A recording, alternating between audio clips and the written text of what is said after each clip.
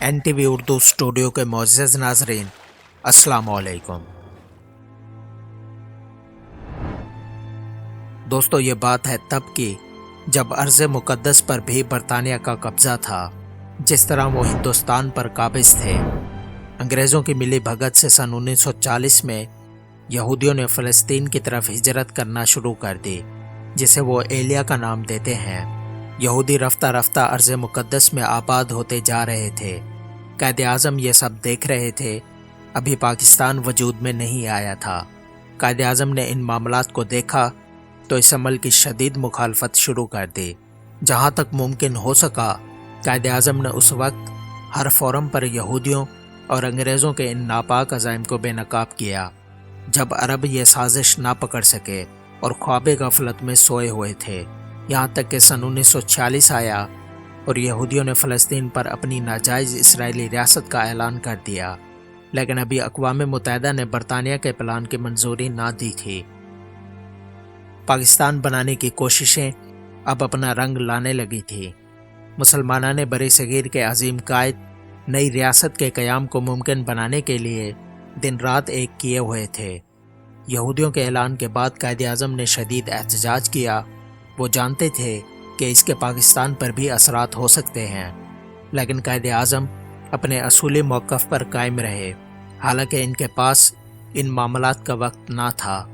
پاکستان ابھی وجود میں نہ آیا تھا کہ قائد اعظم نے اعلان کر دیا کہ پاکستان کبھی بھی اسرائیل جیسی ریاست کو تسلیم نہیں کرے گا۔ انگریز جو مسلم ریاست کے قیام کے حق میں نہ تھے، جبکہ دوسری طرف یہودی ریاست بنانے کی کوشش کر رہے تھے، عالم اسلام میں ان کے خلاف جذبات شدت اختیار کرتے جا رہے تھے۔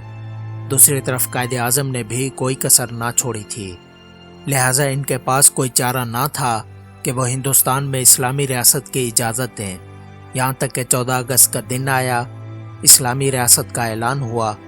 مسلمانان بر صغیر اپنے قائد کی رہنمائی میں کامیاب ہو چکے تھے۔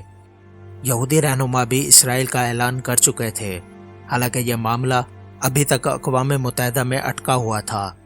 امریکہ اور برطانیہ سر توڑ کوششیں کر رہے تھے۔ یہودی اپنے تمام وسائل لگا رہے تھے۔ اس کے ساتھ ساتھ ان کی نظر اس نئی اسلامی ریاست پر لگی ہوئی تھی۔ پاکستان کے پاس اپنی کوئی کرنسی نہ تھی اور نہ ہی کوئی بینک۔ ریاست کا نظام چلانے کے لیے کوئی بیوروکریسی نہ تھی اور دفاع کے لیے نہ اسلحہ ساز فیکٹریاں اور فوج۔ مہاجرین کا سیلاب تھا، قتل و غارت عام تھی۔ لیکن یہودیوں کے دانا جان چکے تھے کہ صرف یہی قوم ہے جو مستقبل میں ہمارے ناپاک عزائم کے راستے میں آ سکتی ہے، لہٰذا ایسی ریاست کو اپنے ساتھ ملانا بے حد ضروری بن چکا تھا۔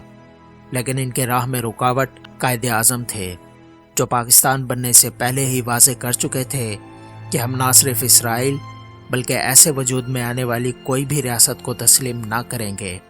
لہٰذا یہودیوں نے نئی چال چلی اور حال سے بے حال قوم کے قائد کو اسرائیل کے پہلے وزیر اعظم نے مئی سن 1948 میں ٹیلی گراف کراچی کے پتے پر ارسال کیا۔ قائد اعظم شدید بیمار تھے۔ ڈاکٹروں نے سیاسی معاملات سے دور رہنے کا مشورہ دے دیا تھا۔ ویسے بھی وہ اب تک کچھ حد تک سیاسی معاملات سے دور ہو چکے تھے، لیکن پھر بھی ریاست کے اہم معاملات پر نظر رکھے ہوئے تھے۔ اسرائیل کے پہلے وزیر اعظم ڈیوڈ بن گوریون نے قائد اعظم کے لیے خط میں نیک خواہشات کا اظہار کیا اور ساتھ ہی اس خواہش کا اظہار کیا کہ گورنر جنرل آف پاکستان محمد علی جناح کراچی میں اسرائیلی لیگیشن کھولنے کی اجازت دیں۔ لیگیشن کا درجہ سفارتی سے کم ہوتا ہے۔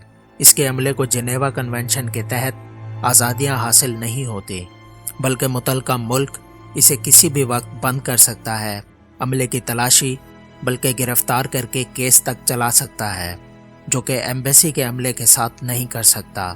اس نے ساتھ ہی لالچ دی کہ اسرائیل پاکستان کے ساتھ تجارت چاہتا ہے۔ اس وقت یہودی کمپنیاں دنیا پر چھا چکی تھیں، جبکہ پاکستان کا کوئی حال نہ تھا، لہٰذا ان کا خیال تھا کہ ان کا یہ تیر ضرور نشانے پر لگے گا۔ جبکہ قائد اعظم نے جواب دیا، یروشلم پر یہودی قبضے سے پہلے دنیا کے تمام مسلمان مرد اور عورت مرنا قبول کریں گے۔ مجھے امید ہے یہودی اپنے مذموم مقاصد میں کبھی کامیاب نہیں ہوں گے۔ اور میری خواہش ہے کہ برطانیہ اور امریکہ اسرائیل کی پشت پناہی چھوڑ دیں۔ پھر میں دیکھوں گا کہ کس طرح یہودی یروشلم کو فتح کرتے ہیں۔ یہودی جو کہ نصف ملین سے زائد یروشلم میں آ کر آباد ہوئے ہیں، کیا میں جان سکتا ہوں کہ کون سے دوسرے ملک نے ان کی رہائش کی ہے؟ اگر اب تسلط یعنی قبضہ اور استحصال یعنی انسانی حقوق کی پامالی کی جاتی ہے تو کبھی جنگوں کا خاتمہ نہیں ہوگا۔ قائد اعظم کے یہ الفاظ گلوبل ٹربیون نے 12 جولائی سن 2012 کو چھاپے۔ اس کے بعد یہودی رہنما بے حد مایوس ہوئے اور اسرائیل کے پہلے وزیر اعظم ڈیوڈ بن گوریون نے انٹرنیشنل زائنسٹ موومنٹ کے سالانہ اجتماع میں اپنی قوم کو پاکستان سے خبردار کیا، جو کہ الگ ویڈیو کی صورت میں اسی چینل پر موجود ہے۔ جب پاکستانی پاسپورٹ ڈیزائن ہوا، اس پر خصوصی قائد اعظم کے فرمودات کی روشنی میں لکھا گیا کہ یہ پاسپورٹ سوائے اسرائیل کے دنیا کے تمام ممالک کے لیے کارآمد ہے۔ دوستو، امید ہے ہماری آج کی یہ ویڈیو بھی آپ کو پسند آئی ہوگی۔ اسے زیادہ سے زیادہ لائک کریں اور اسے اپنے دوستوں کے ساتھ فیس بک اور واٹس ایپ پر شیئر کرنے میں ہمارا ساتھ دیں۔ ہماری اگلی ویڈیو آنے تک اللہ حافظ و ناصر۔